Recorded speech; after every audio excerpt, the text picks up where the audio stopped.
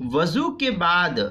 زخم کا کھرنٹ اتارنا، جو اوپر کی پپڑی ہوتی ہے وضو کر لینے کے بعد اس کا نکالنا، اس سلسلے میں وضو کا کیا حکم ہے؟ چنانچہ فقہا لکھتے ہیں کہ اگر وضو کرنے کے بعد زخم کے اوپر کا جو کھرنٹ، پپڑی جس کو کہتے ہیں، اس کو اتارا اور نیچے سے کوئی خون وغیرہ نہیں نکلا ہے، سوکھی ہوئی تھی چمڑی اوپر کی، اس کو نکال دیا، تو اس سے وضو نہیں ٹوٹے گا، کیونکہ جب خون ہی نہیں بہا تو وضو ٹوٹنے کا کوئی مسئلہ ہی نہیں، اس لیے اس سے وضو نہیں ٹوٹتا۔ در مختار میں ہے وَقَدَا لَوْ كَانَ عَلَىٰ أَعْضَاءِ وُضُوئِهِ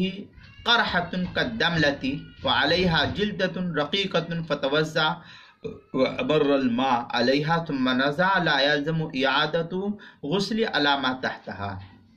یہ در مختار کی عبارت ہے، زکریا بک ڈپو دیوبند کا ہندی نسخہ، اس کی پہلی جلد 216 اور 217 صفحہ،